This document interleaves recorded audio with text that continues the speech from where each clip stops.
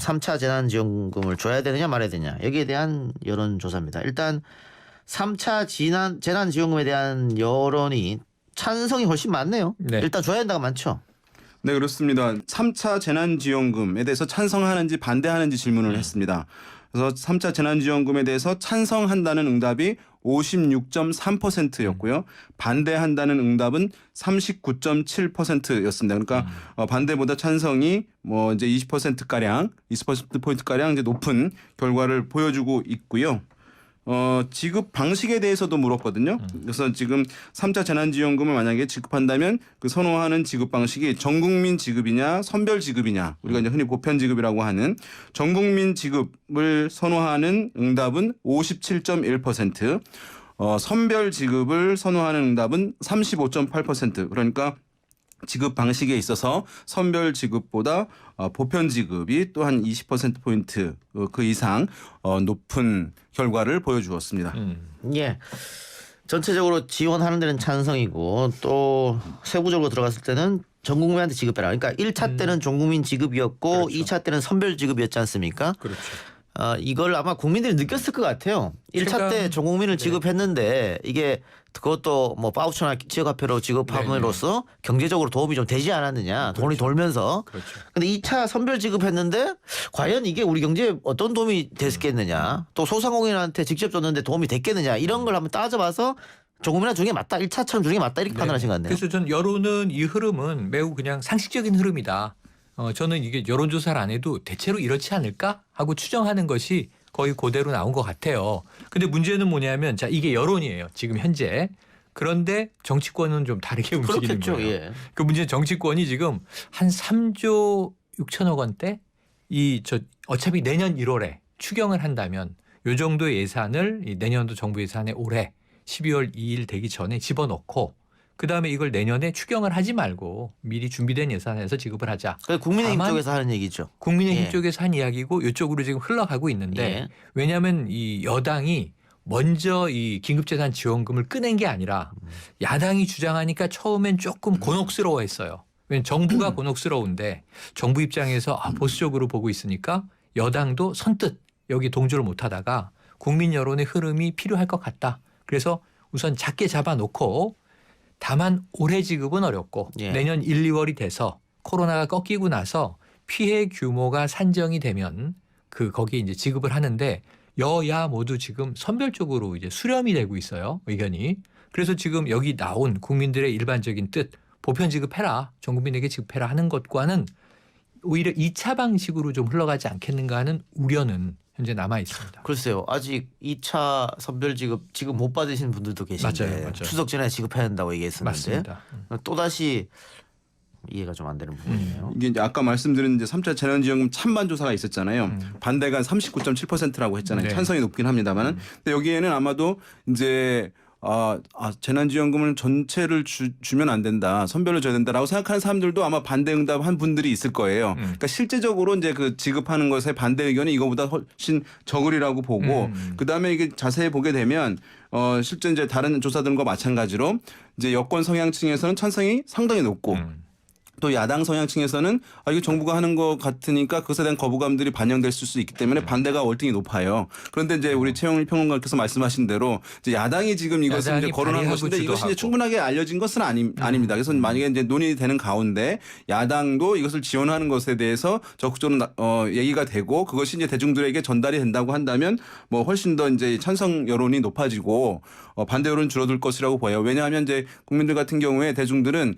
자기가 선호하는 어떤 정당의 시그널에 따라서 인식을 재조정하는 경향들 나타나기 때문에 그리고 이제 말씀하신 대로 이제 선별 지급과 보편 지급 했을 땐 뭐 보편 지급이 지금 월등히 높은 게 여론조사 결과 확인되는 것이니까 아마도 이제 경제적 효과가 더 낮다고 하는 판단하셔서 그러신 분들도 있겠고 그다음에 선별 지급하는 과정에서 과연 그 지급 대상자의 범위를 산정하는 문제들 그런 것들이 과연 이제 정확하게 이루어질 수 있느냐 또 신속하게 이루어질 수 있느냐에 대해서 많은 분들이 좀 그것이 이제 우려하거나 지난번에 이제 그렇지 못했다고 하는 인식들이 높아진 것 같아요. 그래서 이제 지금 보편 지급이 상당히 월등히 이제 높게 나오는 흐름이긴 한데 과연 이제 정치권에서 이제 이것을 다시 보편 지급을 해야 된다라고 하면 제가 봤을 때는 또 이제 여야가 입장이 좀 갈리거나 논쟁은 뭐 다시 한번 불가피하게 그래서 나타날 가능성이 이게 있죠. 여당이 지금 연말에 시간은 얼마 안 남았어요. 다음 주 수요일에 1월 2일까지가 내년 예산 처리의 이제 법정 시한인데 555조 8천억 원에 지금 여기에 들어가는 돈을 좀 증액을 해서 한 3조 정도가 증액될 것인가. 근데 지금 야당은 지금 예산 심의 중에 이것을 새로 추가하기에는 국고에 부담이 가니 뉴딜 예산이 많이 잡혀 있는데 뉴딜 예산 한 3조 6천억 정도를 삭감하자. 그래서 그걸 이쪽으로 전용을 하자. 여당은 안 된다. 뉴딜 예산도 정교하게 준비된 거다. 이제 지금 맞서고 있는 상황이거든요. 근데 이걸 밀당하다가 결정이 되잖아요. 예. 3조가 증액됐다고 치자고요. 내년 4월 선거 전에 이 겨울을 넘기고 코로나가 좀 꺾인다면 그때 3차 재난지원금 경제 살리기 위해서 한번 쏴야 되는데 3조는 사실은 턱도 없는 돈이에요.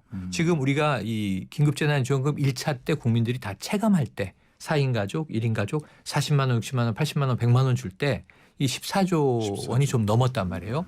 그럼 한 10조 정도가 더 필요해요. 예. 근데 여기에 대해서 저는 여당이 지금 통 크게 결정해 놓지 않으면 이 예산 겨우겨우 통과시키고 내년에 이제 상반기에 빨리 예산 집행한다고 할 때 4월 재보선 전에 야당이 거 봐라. 올해 예산에 반영시키자고 연말에 얘기했지. 근데 뭐 3조 이만큼 집어넣어 놓고 돈 없잖아. 결국 1, 2월에 또 추경을 해야 된다는 얘기거든요. 그럼 이게 연초에 추경을 하는 건 좀 난감해요. 한 상반기 뭐 4월, 5월, 6월 돼서 이게 열심히 정부 재정 쓴다고 쓰는데 경제가 너무 어렵다. 그럼 마중물이 필요하다. 그럼 10조 증액하자. 이러면 이때는 약간 여당이 이 끌려가는 형국이 될 수 있으므로 지금 여당이 좀 통 크게 결단하는 게 어떨까 하는 생각도 드네요. 근데 뭐 홍남기 부총리는 계속 돈이 없다 그랬으니까요. 네네. 두고 봅시다. 하나만 더 짚고 갈까요? 정당 지지율 나왔죠.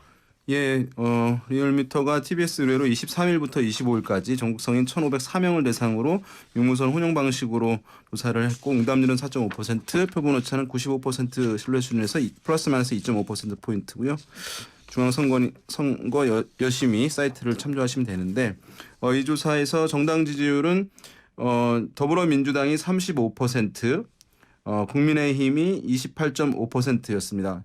이전에 비해서 더불어민주당 정당 지지율은 오르고 국민의힘은 이제 소폭 하락을 하게 되면서 양당의 격차가 오차 범위 바깥으로 이제 벌어지는 결과가 나왔습니다. 예. 자, 이게 23일부터 25일까지 조사를 했기 때문에 그 윤석열 총장, 추미애 장관 뭐 이런 논란 있고 난 후에 조사한 거거든요. 네네. 근데 그럼에도 포함됐죠. 불구하고 아까는 잘했냐 못했느냐 직무 정지를 잘못했다고 하시 많았는데 네. 그럼에도 불구하고 정당 조사는 민주당은 올라가고 국민의힘은 떨어졌단 말이에요. 이거 어떻게 해석해야 됩니까? 일단은 이제 지금 현재 여권 지지층이 이제 상대적으로 이제 그 경고성을 좀 지니고 있음을 보여주는 것이고 어쨌든 이 검찰과의 이제 대결 양상 이렇게 보는 것이 여권 성향층에게도 정치적인 이제 자극으로 작동할 가능성이 이제 있어 보여요. 그럼으로써 이제 우리가 흔히 정치권에서 표현하는 것으로 이제 뭐 여권 지지층이 이제 결집했다라고 하는 표현인데 예. 그것들이 이제 지금 여권 성향층에도 나타나게 되면서 약간 최근의 흐름들에서 보게 되면 정부 여당의 지표들이 좀 하락하는 흐름세가 있었는데 그것을 오히려 이제 좀 차단하는 그래서 하락세가 좀 멈추게 되거나 아니면 정당 지지율에서 소폭 상승하는 이제 그런 흐름들을 보여준 이유는 이제 그런 정치적으로 여권 지지층들도 바라보면서 다소한 결집 현상이 나타났다라고 보는 것이 맞을 것 같습니다. 알겠습니다. 30초 드릴게요. 예, 30초요. 예. 지금 문재인 대통령 지지율도 소폭 상승, 민주당 지지율도 소폭 상승. 동반 상승이요? 이게 많은 이제 여론조사 전문가들은 이 적극적 지지층이 결집하고 있다. 왜냐하면 불리해지니까.